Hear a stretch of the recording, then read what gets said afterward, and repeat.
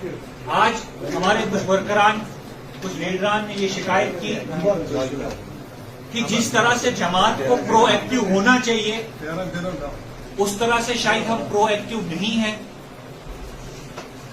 लेकिन मैं उन लीडरान को भी पावर कराना चाहता हूं कि पिछले 10 सालों में मैं उस पीरियड को भी इंक्लूड कर रहा हूं जिस पीरियड में आपकी जमात सरकार में शामिल थी। आप सरकार में शामिल होने के बावजूद भी सरकार को तनकीद का अगर निशाना किसी ने बनाया वो आपने बनाया। आपने लोगों के लिए, लोगों के हक के लिए इस बात की परवाह नहीं की कि इससे हमारी जमात को फायदा होगा या नुकसान होगा। लेकिन जहां पे गलत हुआ आप खड़े हुए, जहां पे जुल्म हुआ आप खड़े हुए। और 2019 के बाद भी किश्तवाड़ में आपको एक प्रोटेस्ट बताइए, एक अवामी जलसा बताइए जो पीपल्स डेमोक्रेटिक पार्टी के अलावा किसी ने यहां पे किया। लोगों ने जमातों की मीटिंगें की, जमातों के लीडर आए, उन्होंने जमात को मजबूत करने के लिए मीटिंगें मुनक्किद की। लेकिन अवामी मसलों के लिए आप एक जलसा मुझे बताइए, एक प्रोटेस्ट बताइए, एक प्रेस कॉन्फ्रेंस बताइए या एक स्टेटमेंट बताइए जो पीपल्स डेमोक्रेटिक पार्टी के अलावा किसी ने किया। हां, मैं ये तस्लीम करता हूं कि पिछले 1 साल से मैंने भी खामोशी इख्तियार की और उसकी वजह यह है कि लड़े आप, मेहनत करें आप, और जब किश्तवाड़ की आवाम को फैसला करने की बारी आती है तो वो फिर उन्हीं को वोट देते हैं जो घरों में बैठकर जो है वो चुप्पी साधी हुई है। तो आप किसके लिए लड़ रहे हैं? जब किश्तवाड़ की आवाम ने फिर फैसला करना होगा वो ये देखेगी कि पैसा किसके पास है, ज्यादा गाड़ियां किसके पास है, ज्यादा बिजनेस किसके पास है। तो हमें भी किसी न किसी स्टेज पे ये लगा कि हम क्यों कर रहे हैं, किसके लिए कर रहे हैं। और मैं इस बात को तस्लीम करता हूं, शायद 1 साल से मैंने भी उस लेवल पे जाकर शायद आवाज बुलंद नहीं की जिस लेवल पे हम किया करते थे। आज किश्तवाड़ में प्रोजेक्टों का हाहाकार मचा हुआ है। प्रोटेस्ट होता है लेकिन सिर्फ इसलिए होता है कि मेरे 4 लोग कब लगे जाएं। और बात अवाम की जो मिसट्रस्ट है वो उस लेवल पे पहुंचा है कि आज की डेट में जो भी सियासी लीडर, जो भी सियासी जमात आगे निकल के प्रोजेक्टों की बात करती है, लोग बोलते हैं कि अच्छा ये में 4 नफर लागे या 4 डफर लागे या 4 टैक्स कर। ये हालत की है हम सियासतदानों ने किश्तवाड़ के आवाम की। इस तरह से मिसट्रस्ट किया है, इस तरह से लोगों के ट्रस्ट को ब्रीच किया है हमने। हम कहते हैं कि जब भारतीय जनता पार्टी जो है यहां पे सब कुछ कर रही है, जाके पूछिए भारतीय जनता पार्टी के वर्करों से। आप तो सर ऊंचा करके सड़क में खड़े होकर हुकूमत के खिलाफ बोल भी सकते हैं। तुमचे फाकाइते नांगाइते पाचनाकन काटते करे। 4 लोगों को फायदा होना मतलब जमात को फायदा होना नहीं होता। आपको फख्र होना चाहिए। मेरे पास भी प्रोजेक्ट वाले आए, उन्होंने बोला बोलिए 10 लोग दीजिए, हम 10 लोगों को लगाएंगे।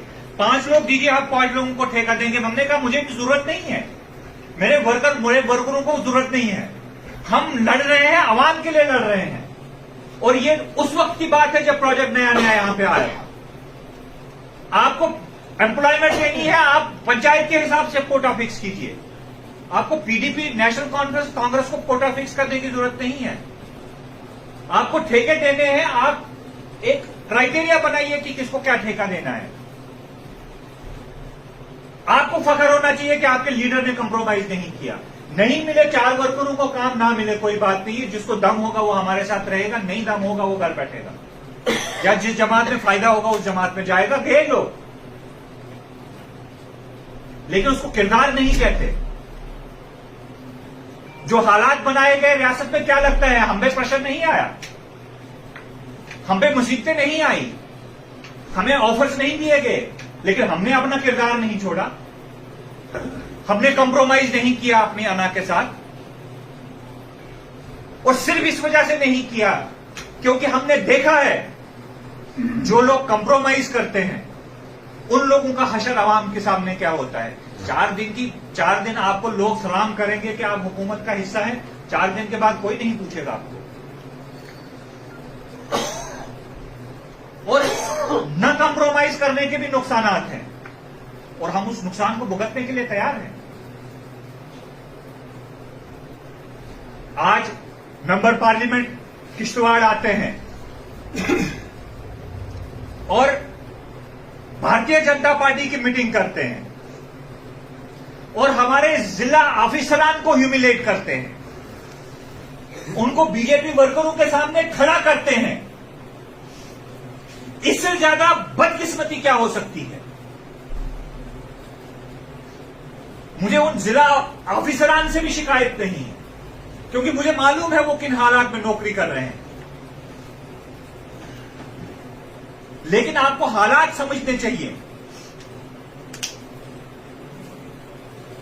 लेकिन मैं आपको फिर एक बार यकीन दिलाता हूं, हम सियासत में हैं, हुकूमत में आने के लिए नहीं, इलेक्शन जीतने के लिए नहीं। यहां भी मेरा साथी कह रहा था आज मास सफेद इलेक्शन जम, इलेक्शन जीतने के लिए जब आप काम करोगे आपको 10 चीजों से कंप्रोमाइज करना पड़ेगा और आप वो लोग हो जो कंप्रोमाइज नहीं करता। सोसाइटी का वो हिस्सा है आप जो मुश्किल से मुश्किल हालात में आप हमेशा अपोजिशन में रहे। ना तो इजू तो हुकूमत में सिर्फ जमात रो तो इजू तमन से मगर तो करो ना कंप्रोमाइज। ये मेरी बात नहीं है, ये मैं आप लोगों की बात कर रहा हूं। इसीलिए रूते तो अपोजिशन में तो मनो हमेशा बात चाहे हुकूमत में जैसे या अपोजिशन में जैसे। और मुझे मालूम है आज आप भी कंप्रोमाइज नहीं करोगे। आपको वो हमारी सभों में वो लोग नहीं दिखेंगे जो आए ही थे एक मकसद के लिए, आए ही थे एक फायदे के लिए। उन्होंने देखा जब तक फायदा मिला उसके बाद निकल गए, कहते आप देखेंगे नई जगह पर फायदा कहां मिलेगा।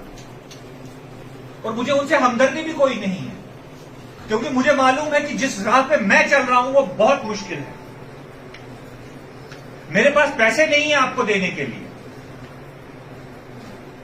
मेरे पास गाड़ियां नहीं है मैं क्या आपको गाड़ियों में सफर करवा पाऊं।